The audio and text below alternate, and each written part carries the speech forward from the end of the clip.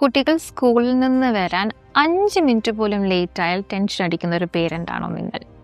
ആ 5 മിനിറ്റ് സ്പേസിൽ ഏറ്റവും കൂടുതൽ ഓവർ തിങ്ക് ചെയ്ത് ബസ് ബ്രേക്ക് ഡൗൺ ആയോ, കുട്ടികൾക്ക് എന്തെങ്കിലും പറ്റിയെന്ന് ആലോചിച്ച് തലകറക്കം, അതുപോലെ ചിലർക്ക് ഭയങ്കരമായ ശ്വാസം മുട്ടൽ, തലവേദന അനുഭവിക്കുന്ന ഒരു പേരൻ്റാണോ നിങ്ങൾ?